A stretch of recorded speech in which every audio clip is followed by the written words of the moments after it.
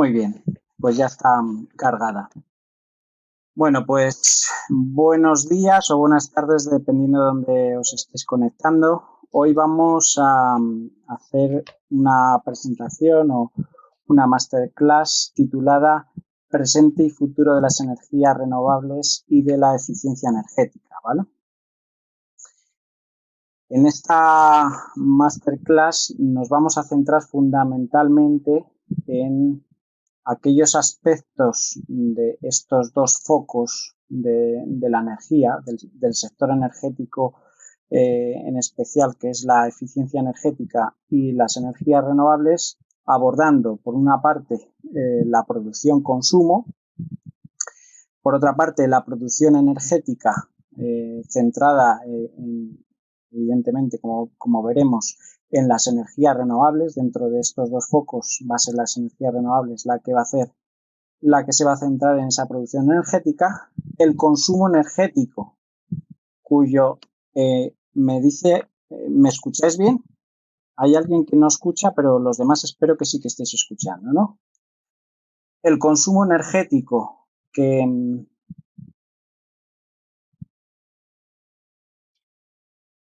Perdona, Daniel, se escucha perfectamente, vale, sigo adelante. Consumo energético que se centra en la eficiencia energética, es decir, dentro de este ámbito el que aborda ese consumo energético va a ser la eficiencia energética, como veremos a lo largo de la clase de hoy. Esto es el presente del paradigma actual, ¿vale? Y después finalizaremos lo que es la presentación de hoy con los nuevos desarrollos, es decir, el futuro de las energías renovables y la eficiencia energética, donde daremos unas pinceladas de aquellos puntos o aquellos proyectos más destacados que a día de hoy están en estado precompetitivo y que se muestran como futuro dentro de este campo, ¿vale? Acabando la masterclass con unas conclusiones. Bueno, pues empezamos con la producción-consumo, los dos focos, como he comentado antes, que son las energías renovables y la eficiencia energética. Esos dos principales focos donde mayores avances tecnológicos se están produciendo en el sector energético son en la producción y el consumo. Es decir, la producción, como todos sabéis, son aquellas centrales, aquellos lugares donde se producen esos kilovatios hora, ¿vale? Mientras que el consumo, pues son aquellos consumidores, propiamente dicho, máquinas, equipos, sistemas, requieren la energía que requieren esos kilovatios hora para funcionar, ¿vale? Es decir, donde están los consumidores. Evidentemente, la producción, o sea, la energía como tal no solo es producción y consumo, sino que va a haber una red de transporte, una red de distribución, unos elementos o subestaciones para convertir esa energía de un tipo a otro para poderla transportar y poderla distribuir, pero donde más avances se está viendo dentro de este campo es, como hemos dicho, en la producción y en el consumo, y es donde nos vamos a centrar en la masterclass. En la producción o generación han sido las energías renovables, como he comentado antes, el factor disruptivo, es decir, a la hora de producir energía con la entrada de las energías renovables, pues evidentemente ya estamos pasando de un sector, el productivo, energético productivo, antes muy centrado fundamentalmente en las energías fósiles, a abrir ese abanico a las energías renovables. Mientras que en el consumo han sido todas aquellas estrategias de eficiencia energética, las políticas de eficiencia energética que se están fomentando en los diferentes países, las que son el factor disruptivo, es decir, el factor donde más avances tecnológicos se están dando en este campo energético. Entonces hay un binomio energías renovables, eficiencia energética, que supone o es el germen de un nuevo paradigma energético, ¿vale? Esto lo hemos resumido, básicamente, este paradigma energético lo hemos resumido en 4 puntos. Un primer punto que sería una energía más accesible al ciudadano, donde podemos destacar, por ejemplo, la generación in situ. Todos es sabido que las energías renovables están muy asociadas a esa generación en el lugar donde se producen y, por tanto, ese lugar donde se produce va a estar o conviene que esté lo más cerca posible de donde se consume, ¿vale? Y ese concepto de generación in situ nos lleva a hablar del concepto del prosumidor, que a lo mejor no es tan conocido, en el cual sí que hay un cambio paradigmático, ya que los ciudadanos, las entidades en el sistema, vamos a decir, más clásico energético, básicamente eran consumidores, ¿vale? Y como consumidores, pues su función dentro de este cuadro, dentro de este esquema, era consumir esos kilovatios hora que generaban en otros nodos muy focalizados o muy conocidos dentro de esa red, ¿vale? Que eran básicamente las centrales productoras. Pero, sin embargo, gracias fundamentalmente a las energías renovables, se le está dando un ámbito mayor a ese consumidor, pasando de ser no solo consumidor, sino también ser productor. Y esa unión de consumidor y productor, pues lo transforma en prosumidor o prosumer, como de donde viene la palabra en inglés, ¿vale? Es decir, es un consumidor y productor en paralelo, ¿vale?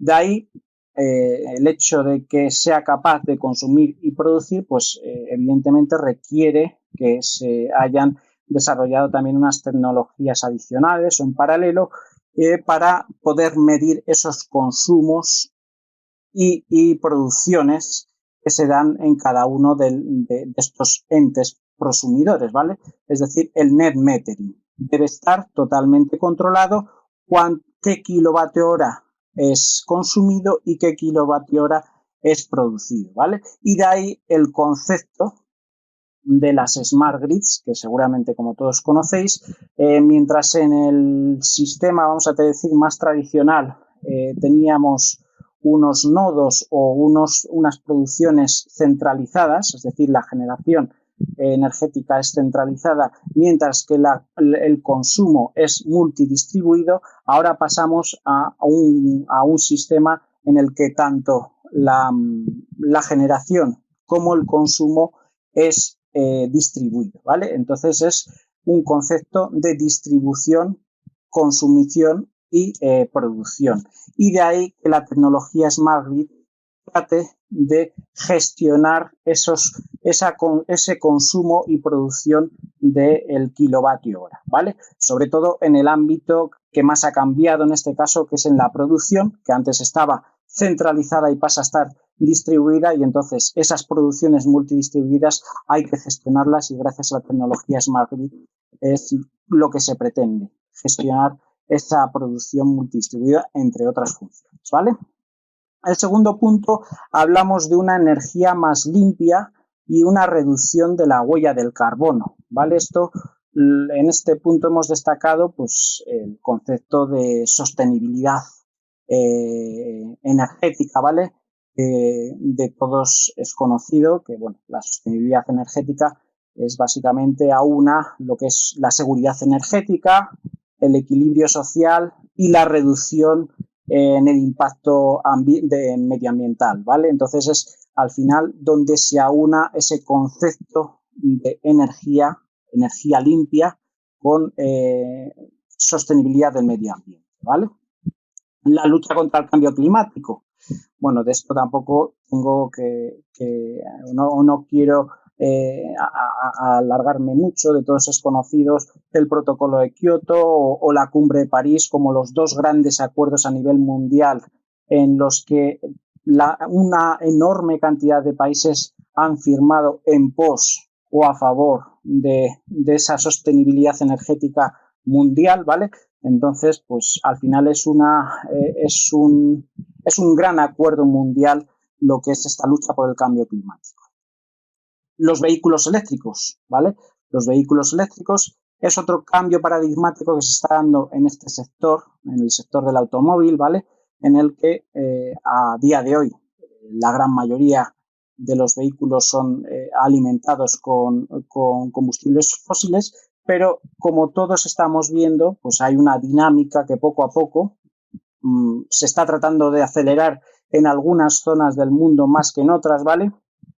Pero se está viendo cómo va habiendo una transición más o menos lenta y que poco a poco irá acelerando, irá ganando velocidad en esa transición desde el cambio de los vehículos alimentados con energía fósil a los vehículos alimentados con electricidad. Y evidentemente una reducción en las emisiones de CO2.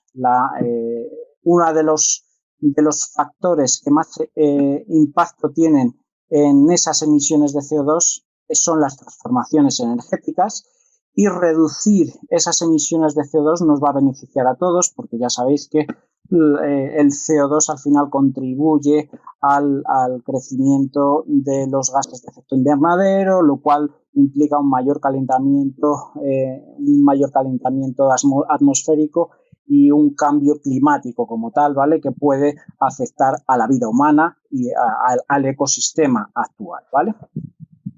El siguiente punto, el tercer punto, es el de las oportunidades de negocio. Evidentemente, este nuevo paradigma, el cambio en los modos energéticos, en las transformaciones energéticas que está dando lugar este binomio de las energías renovables y la eficiencia energética, pues supone unas oportunidades de negocio. Hemos comentado alguna de ellas, como las plantas de generación renovable. De todos es conocido los parques eólicos, que quizás son los más significativos dentro de estas plantas de generación renovable, pero también están las huertas solares, ¿vale? Donde pues hay una gran potencia de generación fotovoltaica instalada en determinados lugares, y entonces se convierten en verdaderas plantas de producción energética eléctrica, ¿vale? También otra de las oportunidades de negocio que hemos señalado son la ecodificación, como los edificios llegando ya al límite, buscar que los edificios sean de emisiones casi nulas, es decir, que prácticamente lo que consuman sean capaces de producirlo, llegando, vamos a decir, al límite o al objetivo que buscaría con la ecodificación, es decir, intentar que esos edificios sean lo más eficientes posible, ¿vale? Y la rehabilitación eficiente. Es decir, antes de dar el paso a construir o a la par que damos el paso a la hora de construir edificios más eficientes, podemos también trabajar en rehabilitar aquellos edificios ya construidos para que sean más eficientes, para que consuman menos energía, ¿vale?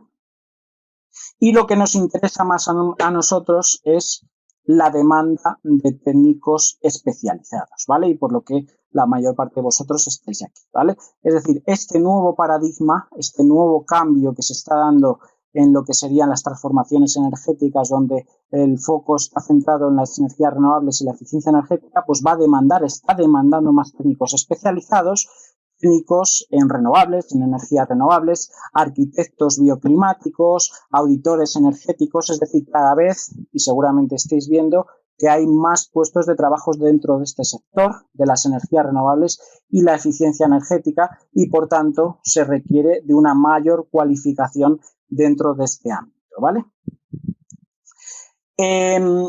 ¿Y cómo llegamos a que estos dos vectores, a que las energías renovables y la eficiencia energética sean tan destacados, o por qué hoy en día hemos llegado a ver que son tan destacados? Bueno, pues para ello vamos a hacer un repaso de cuáles son las fuentes de energía primaria que tenemos en nuestro planeta, ¿vale? La principal fuente de energía primaria que tenemos en la Tierra es el Sol.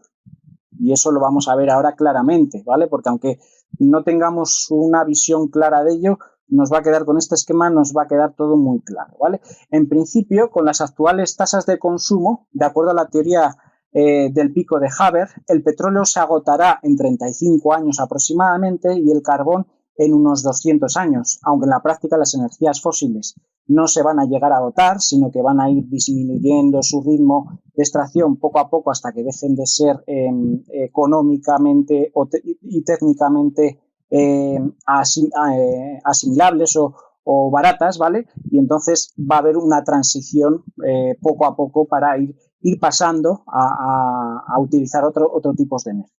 Pero lo que comentaba antes era sobre todo que tengamos claro un poco cómo está distribuida las fuentes de energía primaria en nuestro planeta.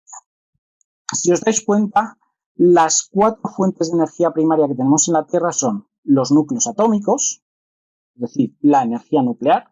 Es decir, de los núcleos atómicos nosotros aprovechamos la energía nuclear y con ello producimos energía eléctrica, ¿vale? Fundamentalmente energía eléctrica térmica que luego transformamos en energía eléctrica, ¿vale?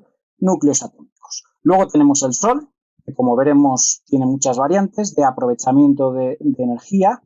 También tenemos como energía primaria la interacción gravitacional Tierra-Luna y el magma caliente, ¿vale? Y únicamente tenemos esas 4 fuentes de energía primaria en la Tierra. Y lo veremos por qué. Bueno, hemos comentado que el primero de ellos, el de los núcleos atómicos, la energía nuclear, básicamente es un aprovechamiento de esa radiactividad para aprovechándolo en turbinas, ¿vale? Ese calor que produce la energía radiactiva, pues obtenemos energía eléctrica, ¿vale? En las centrales nucleares.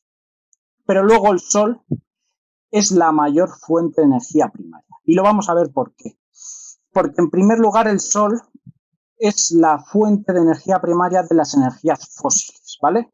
Es decir, el Sol es la energía solar, es decir, el Sol es la energía, como energía primaria, ha transportado esa energía o se ha quedado acumulada en esas energías fósiles, ya que se ha ido acumulando a partir de la fotosíntesis en esas plantas, en esos animales que han fosilizado y han quedado bajo la corteza terrestre, ¿vale? Y nosotros utilizamos esa energía solar fosilizada pues en el carbón, la energía del carbón, la energía del petróleo, la energía del gas natural. Otros 2 tipos de fósiles menos conocidos, como son la energía de las pizarras bituminosas y la energía de las pizarras asfálticas, quizás más de mediados del siglo pasado, hoy en día prácticamente están en desuso, pero son todas energías no renovables fósiles, pero provenientes del Sol, ¿vale? Entonces el Sol es una fuente primaria de energía muy importante. Y luego están las energías renovables del Sol, es decir, la energía solar actual.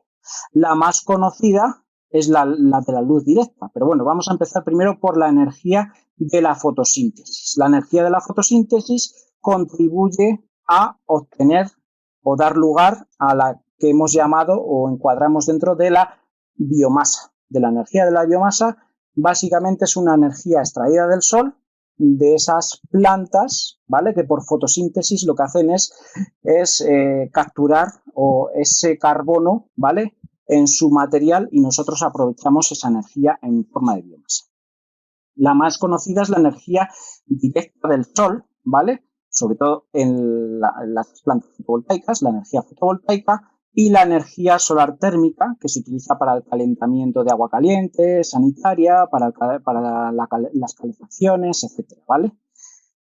Pero también del Sol, de la energía solar actual, obtenemos la energía hidráulica, porque la energía hidráulica proviene de la energía contenida en el calor del agua, ¿vale?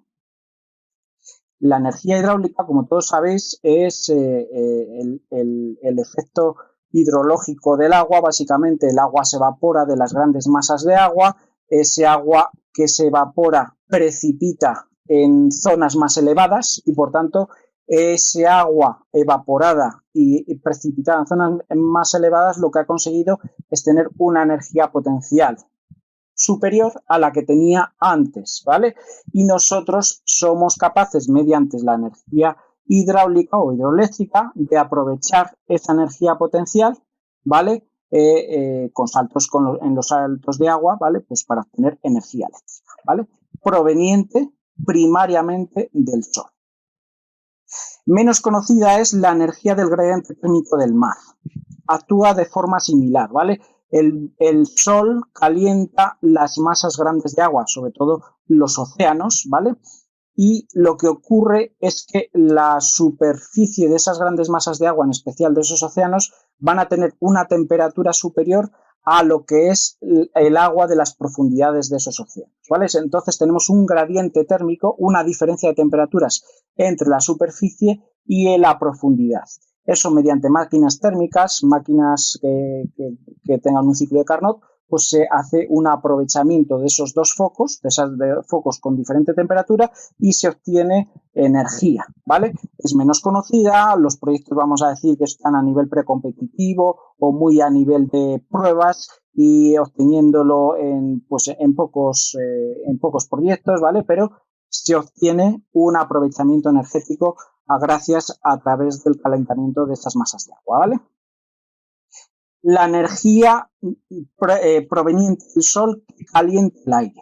Bueno, pues esa energía que calienta el aire se transforma en energía eólica, la energía del viento, es decir, cuando el aire se calienta, lo que vamos a tener son masas de aire caliente y otras masas de aire frío que al chocar unas con otras va a formarse un frente, y en esos frentes lo que se da son vientos que en mayor o menor medida pues lo que provocan es un aprovechamiento de esa velocidad del viento mediante nuestras turbinas o lo que hacemos en los parques eólicos, aprovechamiento de ese viento, ¿vale? En los parques eólicos y por tanto transformándolo en energía eléctrica. Luego, algo menos conocida es la energía del oleaje, ¿vale? La energía del oleaje pues se fundamenta también en ese viento, pero ese viento lo que hace es impulsar las masas del aire, las masas de agua, las grandes masas de agua, los mares, los océanos, y lo que provocan son olas en esos mares y océanos, y lo que hay son proyectos, no son a gran escala, ¿vale? Pero lo que hay es grandes proyectos que tratan de aprovechar esos oleajes para transformarlo en energía eléctrica. Bueno, eso, como si os dais cuenta, todo es energía proveniente del sol, y son tanto energías no renovables, fósiles, como energías renovables, las más conocidas, ¿vale? Y algunas no tan conocidas. Luego tenemos la otra fuente que he comentado antes, primaria, que es la interacción gravitacional Tierra-Luna, ¿vale? Que hace o que provoca las mareas, como todos conocemos, ¿vale? Y esa interacción gravitacional Tierra-Luna que provoca marea, pues nos lleva a hacer o a fabricar máquinas que tratan de aprovechar ese efecto de las mareas. Es lo que se conoce como energía de las mareas o energía maremotriz, ¿vale? También no son proyectos grandes, son proyectos a nivel precompetitivo, pero hay proyectos a nivel mundial que tratan de aprovechar esa energía maremotriz. Y por último está la energía proveniente del magma caliente, ¿vale? Es la energía geotérmica. Fundamentalmente estamos hablando de energía geotérmica de alta temperatura, ¿vale? La proveniente del magma, que viene del manto de la Tierra, como sabéis, y sale a la superficie en los volcanes o calienta masas que haya subterráneas en la Tierra, y en forma de géiseres pues se puede aprovechar esa energía en forma geotérmica, ¿vale? Si os dais cuenta, ahí tenéis el balance para que os hagáis una idea de donde el sol es nuestra principal fuente de energía. Y ahondando en ello, pues vamos a poner números a esto, ¿vale? Ahora que ya hemos visto que el sol es nuestra principal fuente de energía, vamos a hacer una estimación de los recursos energéticos renovables. La demanda de potencia, si nos centramos en la potencia, ¿vale? La demanda de potencia anual en el mundo para cubrir nuestras necesidades energéticas actuales es de 16 teravatios, ¿vale? 16 teravatios. Los recursos no renovables, como vamos a ver ahora en el ejemplo que tenemos al lado, o en el gráfico que tenemos al lado, serían capaces de por sí a cubrir, y más que cubrir, esa demanda de potencia energética anual actual que tenemos en nuestros días, ¿vale? De hecho, el sol, como vamos a ver, lo supera con creces. Vámonos ya directamente al gráfico. 16 teravatios. Pero si nos damos cuenta en este gráfico tenemos que la energía eólica estimada en el mundo, los recursos eólicos son aproximadamente de 50 teravatios, recursos disponibles en energía eólica. Entonces, con la energía eólica seríamos capaces de abastecer, si fuéramos capaces de apostar y de tener todas las centrales eólicas en el mundo que aprovechasen los recursos eólicos existentes, seríamos capaces de abastecer las necesidades actuales, ¿vale? El resto de energías renovables ya no tanto. La termooceánica, que lo hemos comentado antes, de las masas del gradiente térmico del agua, pues son 7 teravatios, los biocombustibles son 4 teravatios, la hidroeléctrica 3,5 teravatios, geotérmica 1,15 teravatios, hundomotriz, la del oleaje, 1,1 teravatios y la maremotriz 0,3 teravatios. Es decir, el resto no serían capaces de abastecer las demandas actuales, pero la eólica sí. Y si nos vamos a la solar, ¿vale? La solar directa, ¿vale? La solar directa, como estáis viendo aquí, sería capaz o nos está dando unos recursos de potencia energética de 23.000 teravatios. Si fuésemos capaces de aprovechar todos esos recursos en la Tierra de solar directa, vamos, tendríamos energía más que suficiente para abastecer las necesidades actuales. Vamos a hacer un pequeño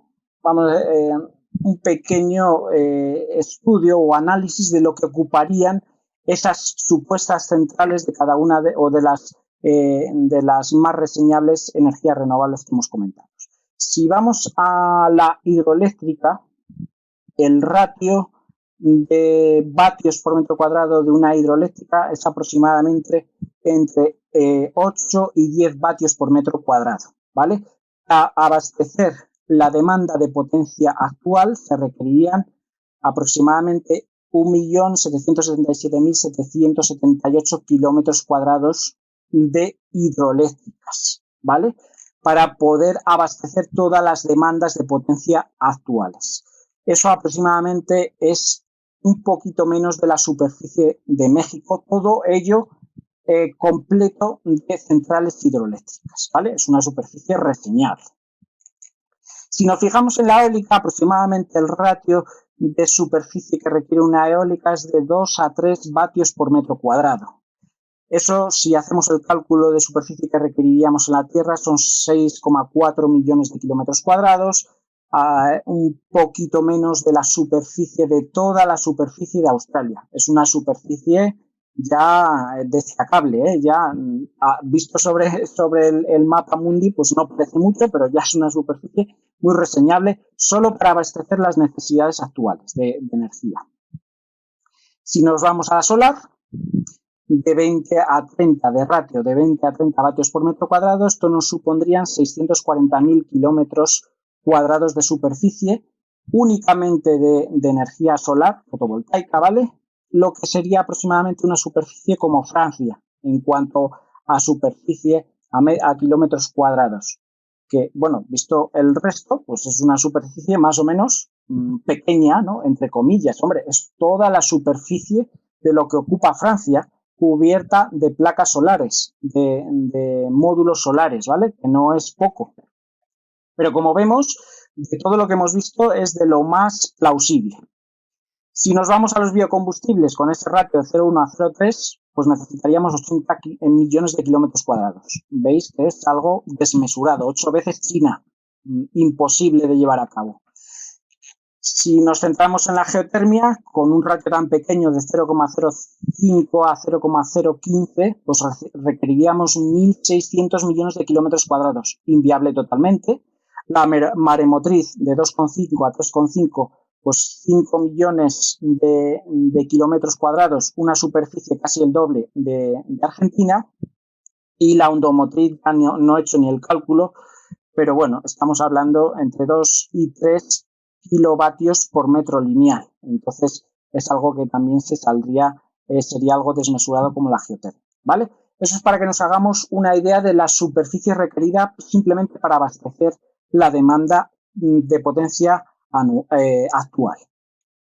Si nos fijamos, por ejemplo, en el mix energético mundial, ¿vale? Si ya nos vamos por zonas un poco para ver cómo está distribuido hoy esa producción para cubrir las necesidades humanas. Las renovables aún son minoritarias. Bueno, aquí tenemos unas fuentes de World Bank del año 2014, porque bueno, como cada país va cediendo sus datos con cierto decalaje, posiblemente a lo mejor haya unos datos un poquito más actuales del 2016, ¿vale? Pero bueno, tengo unos datos bastante fiables del 2014 y nos dan una idea muy buena de cómo está distribuida a lo largo del mundo. Las renovables, como vemos, son minoritarias en prácticamente todas las partes del mundo. Este es el resumen del mundo, un 22%, lo que supondrían las energías renovables, frente a las fósiles y las nucleares, ¿vale? Luego la tenemos por zonas, cada una de las zonas. Si nos fijamos en Latinoamérica, aquí nos lleva a una idea un poco equívoca, ¿vale? Porque parece que nos representa que el 53% prácticamente en Latinoamérica y el Caribe son energías renovables, pero si nos vamos con detalle, de ese 52%, 53% prácticamente, el 88% son hidroeléctricas, ¿vale? Porque en Latinoamérica hay una buena cantidad de centrales hidroeléctricas, en especial en Centroamérica hay una buena cantidad de centrales hidroeléctricas, y el resto, el 12% aproximadamente, son el resto de renovables, ¿vale? Las que están hoy más en boga. Entonces, hay una capacidad de crecimiento en Latinoamérica también muy importante, porque la idea de todo es intentar reducir la parte de fósiles, la parte de energías fósiles. Ese es el objetivo fundamental de este nuevo paradigma de las energías, en especial de las energías renovables, ¿vale? Entonces, aunque en Latinoamérica hay una apuesta ya desde hace muchos años por las energías renovables, pero fundamentalmente centrada en la hidroeléctrica, y es ya en los últimos años donde se está haciendo una apuesta más destacada por el resto de energías renovables, y por tanto hay unas buenas oportunidades de negocio por el crecimiento que se espera de esas fuentes de energía renovables, ¿vale?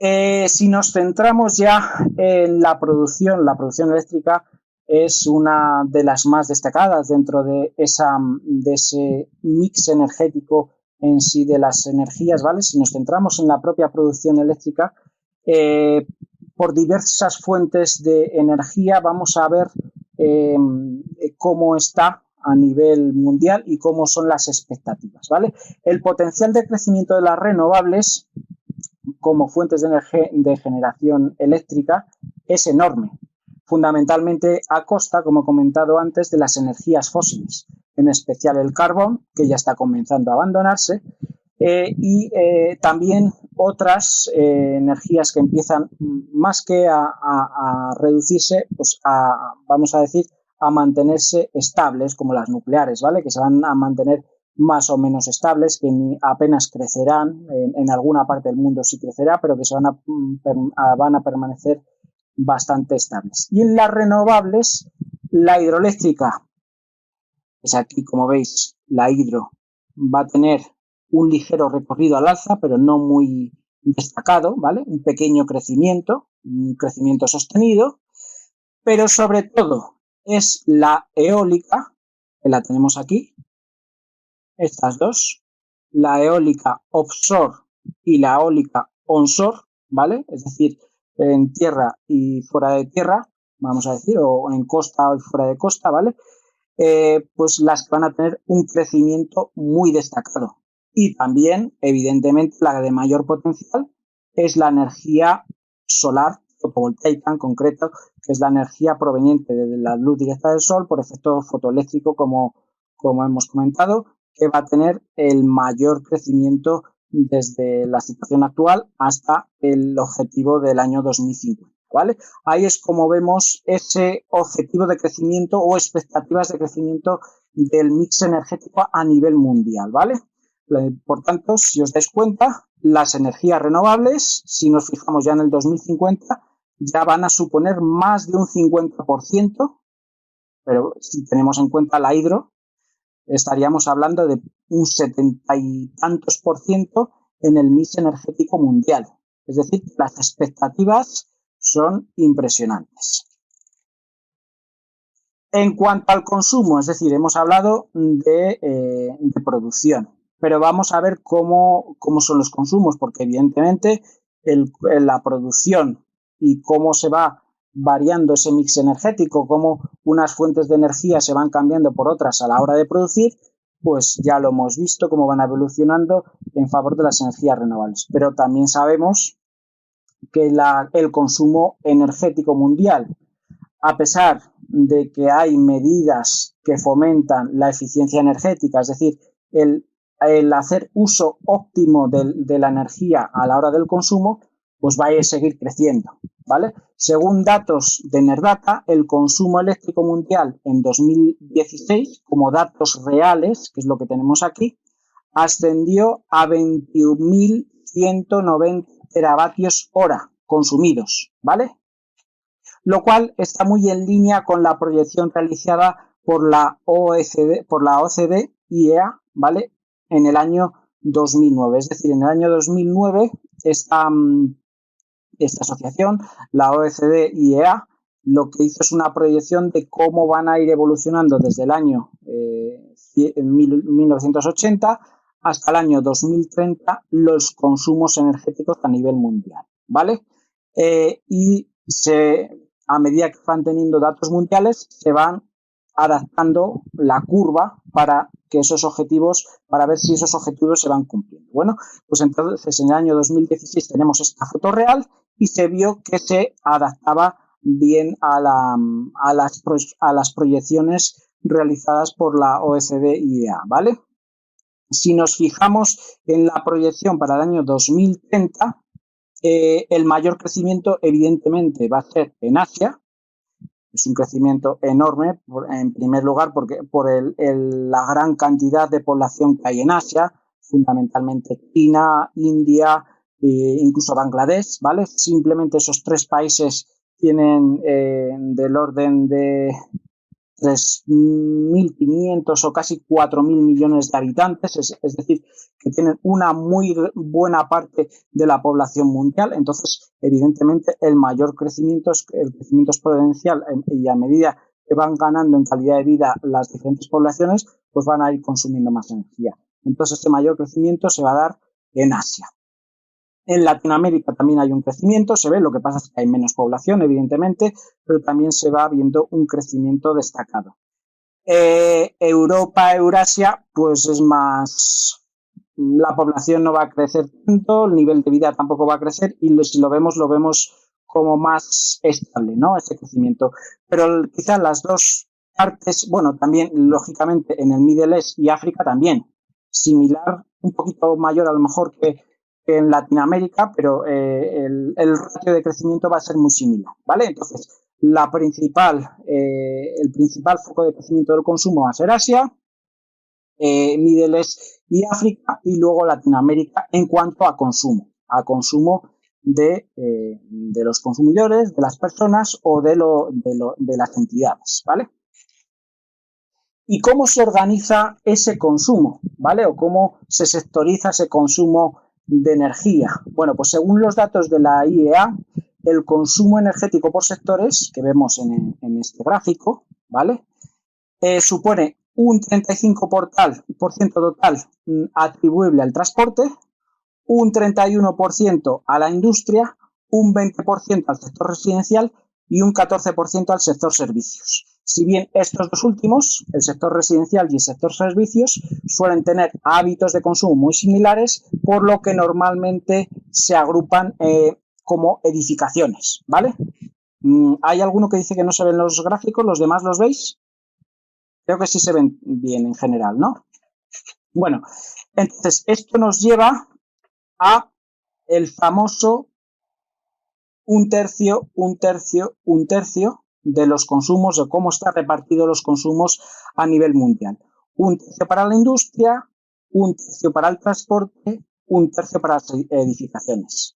Básicamente, yendo al detalle, sería 31% industria, 35% transporte, 34% edificaciones, que puede variar un poquito a lo largo de los años según vaya las tecnologías variando en un sentido o en otro, pero al final es un tercio, un tercio, un tercio, ¿vale? El famoso un tercio, un tercio, un tercio. Bueno,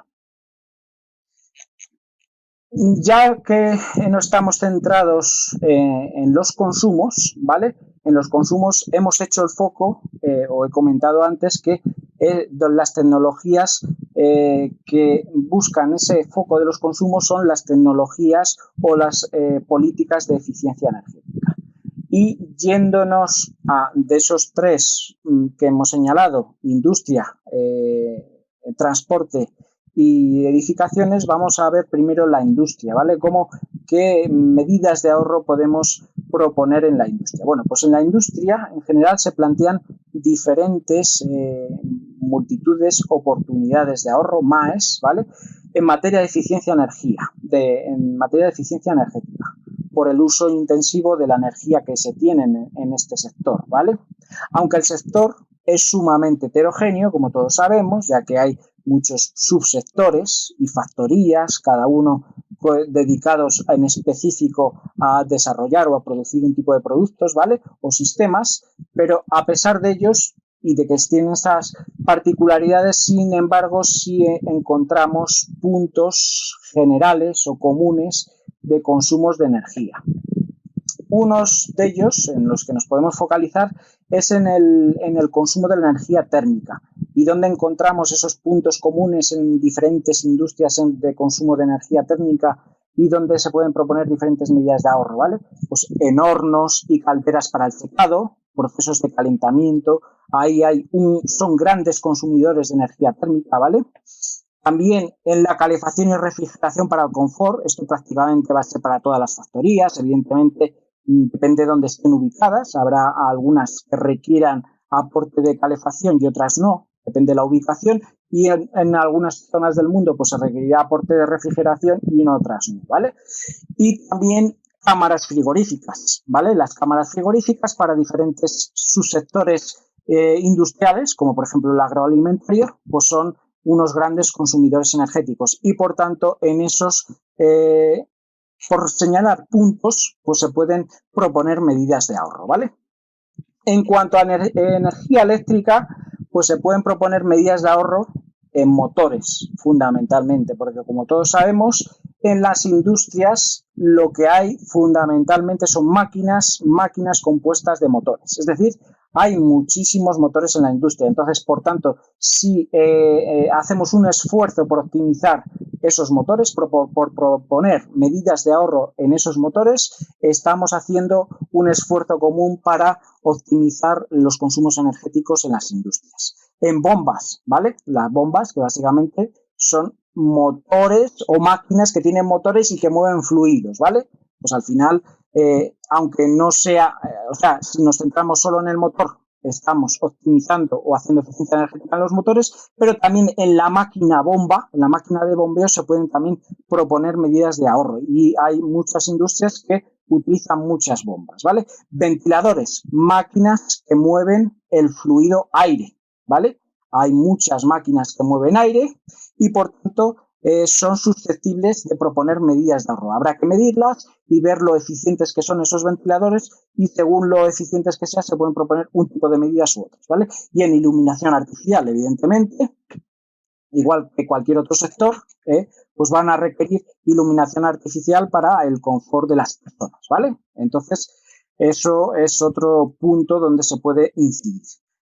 Pero, sin embargo, es la cogeneración la medida de ahorro por antonomasia, por los enormes ahorros conseguidos tanto en energía térmica como en energía eléctrica y la más rápida de recuperación de la inversión, ¿vale? La cogeneración, y en el máster, en uno de los temas, pues nos centramos en la cogeneración como una de las medidas de ahorro más destacadas para la industria, ¿vale?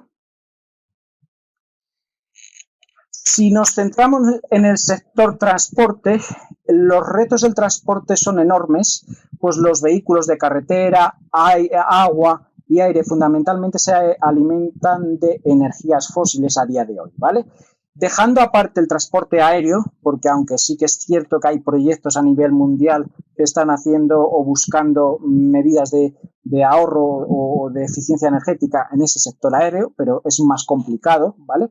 Pero, sin embargo, en el sector marítimo y en el sector de transporte por carretera, es donde más avances y posibilidades de mejora nos encontramos, ¿vale?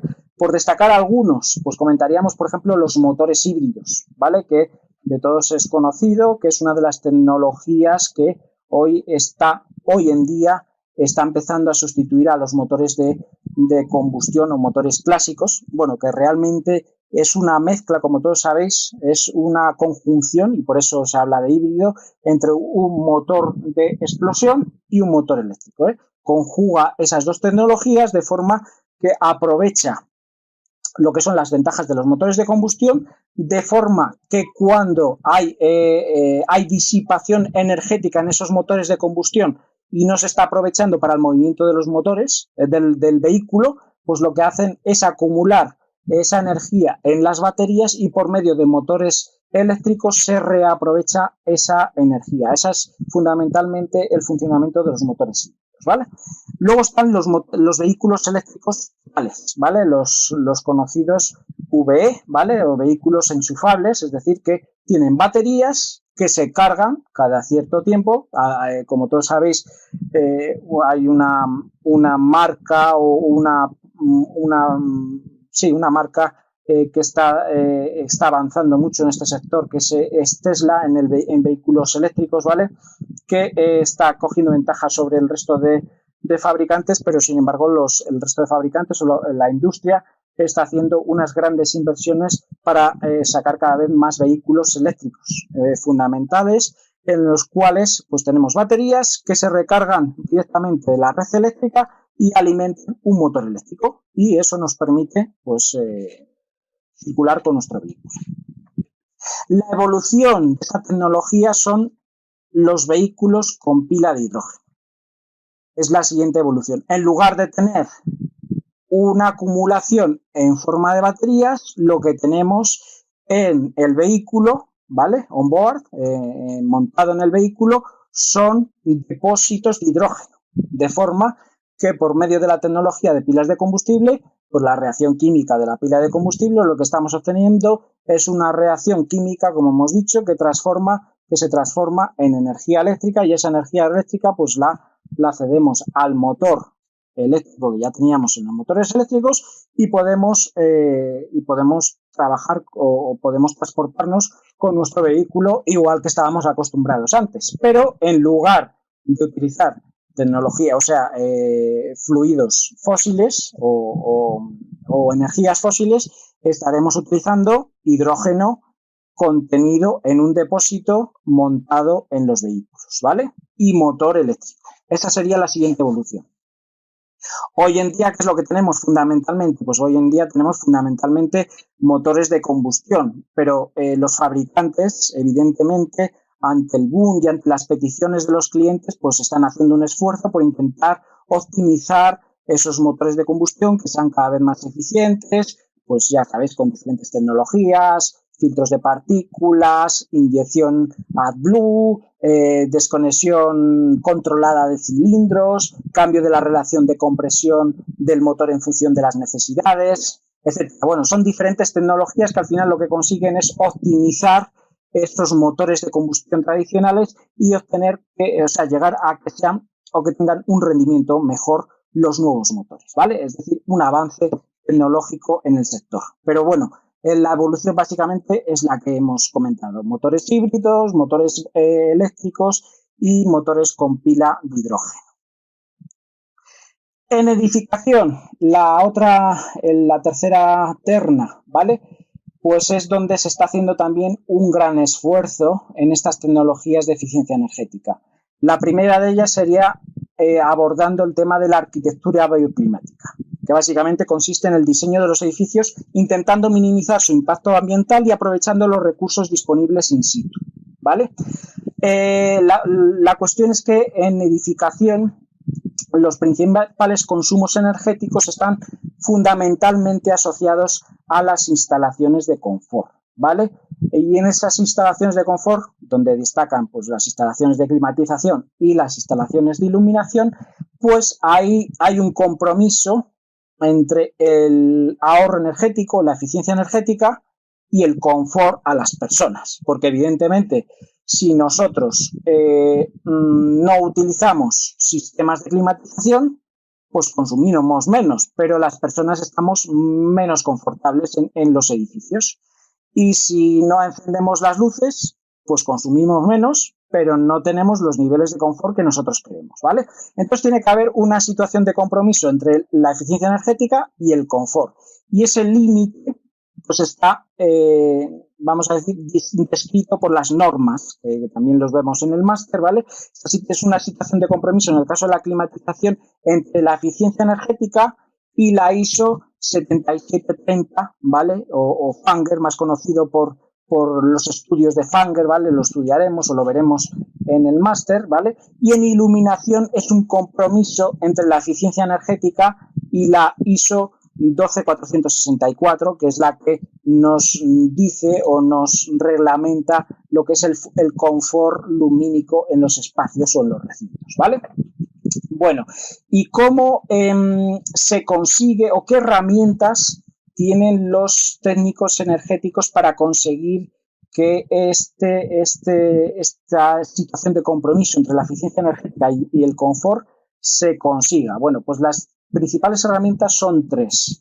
La primera de ellas es las certificaciones o las certificaciones energéticas, que fundamentalmente es una herramienta que lo que permite es hacer una evaluación más o menos rápida de cómo es o la calidad energética de las diferentes edificaciones, ¿vale? De forma más o menos estandarizada, ¿vale? Luego estarían las auditorías energéticas, que es una donde el nivel de compromiso es mayor por parte del técnico energético y sobre todo por parte de la propiedad, ya que el nivel de detalle, el estudio y el análisis que se hace de esas instalaciones es mucho más detallado, las mediciones de consumo son mucho más detalladas y por tanto el informe es mucho más personalizado, ¿vale? Y por último están los sistemas de gestión energética, donde el nivel de compromiso desde la propiedad del edificio es mucho mayor, ya que le llega a involucrar, la propiedad llega a involucrar a los diferentes usuarios de esa instalación a la hora de proponer y de fomentar el uso eficiente energético en las edificaciones, ¿vale? Lo veremos también en uno de los módulos del máster, ¿vale? Estas tres fundamentales herramientas que hay para la eficiencia energética en la edificación. Bueno, ya hemos visto lo que es la situación actual del paradigma de la eficiencia energética y las energías renovables, ¿vale? Pues ahora vamos a ver algunos proyectos destacados ya competitivos o de I+D o nuevos desarrollos que nos podemos encontrar en este ámbito. El primero de ellos sería el de las células fotovoltaicas de perovskita, ¿vale? Como todos sabemos, a día de hoy, fundamentalmente, las células fotovoltaicas están realizadas con compuestos de silicio, ¿vale? Pero la perovskita, es decir, el nuevo o lo que más está destacando a nivel mundial en este ámbito es la perovskita, el compuesto perovskita, que en realidad es una evolución del trióxido de titanio y calcio, ¿vale? Y ya casi pues se ha quedado como un estándar el nombre perovskita, ¿vale? Y son compuestos realmente fáciles y baratos de producir donde las células actuales de perovskita tienen un rendimiento de más del 20%, pero hay proyecciones de obtener hasta un más del 30% del rendimiento, ¿vale? Y al final estas células de perovskita básicamente es la tecnología más destacada de esta tercera generación de fotovoltaica o de evolución tecnológica de la fotovoltaica, ¿vale? En el campo eólico destacamos las turbinas Vortex, ¿vale? Que suponen un aprovechamiento de la ventaja de la llamada vorticidad mediante conos de fibra de carbono y vidrio con dos anillos de imanes en la base que se repelen convirtiendo esa energía de vibración en electricidad, ¿vale?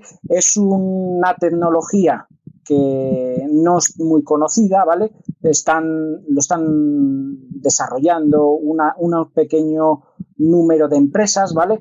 Y lo que consiste fundamentalmente es sustituir esas turbinas de las eólicas por sistemas productores de energía a base de energía eólica, fijos, ¿vale? Con esa vibración, aprovechando la vibración que produce sobre un sistema fijo el aire.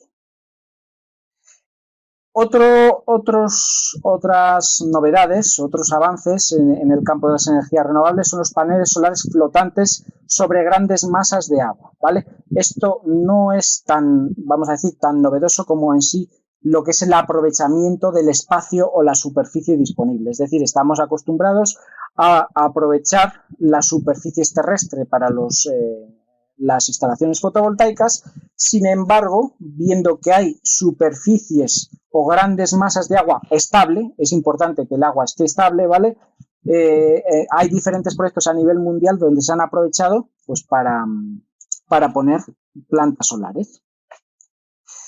Otro cuarto punto de proyectos es las turbinas eólicas con doble rotor, ¿vale? Según las simulaciones del Iowa Energy Center, aumentarían la energía generada hasta un 18%, es decir, que estarían aumentando el rendimiento de las turbinas actuales un 18%, por tanto, es un aprovechamiento importante y como proyecto precompetitivo en el campo eólico sería destacable.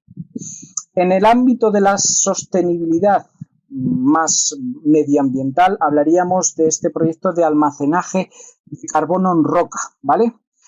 Este es un proyecto que se está haciendo, me parece que en Islandia, ¿vale? Y lo que consiste es en capturar el CO2 e inyectarlo junto con agua a gran profundidad, donde reaccionan con las piedras volcánicas y el basalto, y entonces lo que se hace es capturar el CO2 y, por tanto, consiguiendo una de los objetivos que se trataba en la sostenibilidad energética, que es reducir las emisiones de CO2, ¿vale? Reducir las emisiones descarbonizando la atmósfera.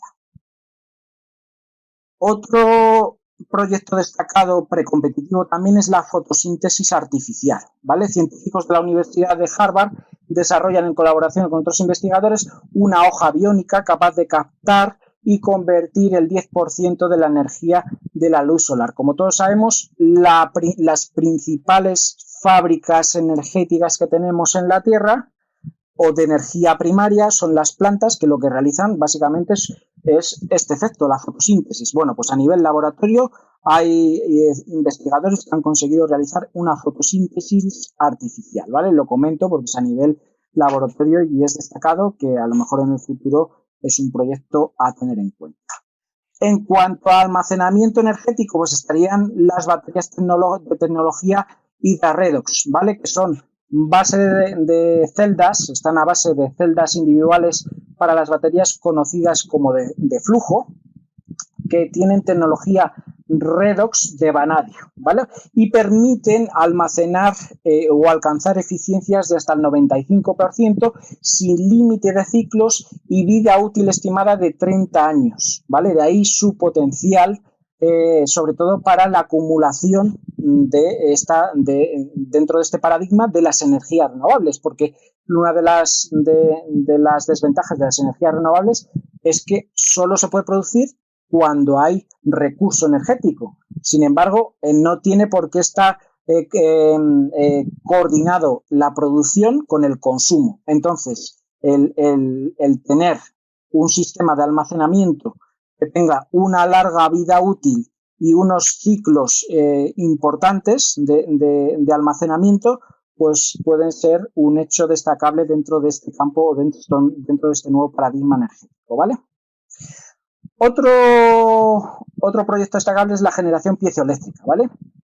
En zonas con gran influencia de usuarios se pueden instalar baldosas que transforman la energía de las pisadas en corriente eléctrica. Este es un proyecto que se desarrolló, creo, en el metro de Tokio, ¿vale? Y donde los usuarios, como tienen una gran afluencia, pues pisan unas baldosas y simplemente por el hecho mecánico de pisar esas baldosas y que tienen una capacidad piezoeléctrica, pues lo que hacen es producir energía eléctrica, ¿vale? Son pequeños proyectos energéticos, vamos a decir, que no son muy destacados, pero son más llamativos que destacados en cuanto a niveles de producción, ¿vale? Y por último, acabaríamos con el prometedor grafeno. Seguramente hayáis oído hablar del grafeno en multitud de ocasiones. Los científicos trabajan en el desarrollo de placas solares flexibles con mayor eficiencia y más baratas, y también en las baterías para vehículos eléctricos. Esto dentro del campo, de este nuestro campo de las energías renovables y de la eficiencia energética, ya que el grafeno, como sabéis, tiene un potencial mucho mayor. Lo que pasa es que está a día de hoy a nivel laboratorio. Es el futuro. Yo llevo unos cuantos años oyendo hablar del grafeno y diciendo que es el futuro, y tarde o temprano se tiene que hacer presente, ¿vale? Tiene que empezarse a desarrollar o obtener productos de desarrollo reales de mercado, ¿vale? Pues el grafeno dentro de este campo lo vamos a poder utilizar fundamentalmente en la fotovoltaica y en las baterías. Y concluimos ya la masterclass haciendo un pequeño resumen, ¿vale? Hemos hablado de la generación o la producción energética, donde tiene su mayor repercusión las energías renovables, que son las únicas energías que provienen de recursos no agotables, al contrario de las energías fósiles, donde el potencial de crecimiento de las energías renovables es imparable, en especial de la eólica, pero sobre todo de la energía solar, como hemos visto por el gran y enorme recurso energético que tenemos de la energía solar. En cuanto al consumo, pues bueno, la eficiencia energética busca maximizar el consumo energético en 3 campos: la industria, el transporte y la edificación, y las diferentes MAEs, las medidas de ahorro energético en cada campo, buscan fundamentalmente la maximización del rendimiento de los equipos, instalaciones, o lo que es lo mismo, la minimización de esas pérdidas. En definitiva, las energías renovables y la eficiencia energética suponen un nuevo paradigma energético en favor de la universalización energética, contribuyendo a la reducción de la huella de carbono y a mitigar el cambio climático, y una de las nuevas oportunidades de negocio del sector pues va a requerir, como tal la oportunidad, técnicos altamente cualificados, y por lo que entiendo que la mayor parte de vosotros estáis aquí o estáis interesados en formaros dentro de este campo, ¿vale? Y con esto, pues bueno, he finalizado la masterclass. Muchísimas gracias a todos por estar ahí.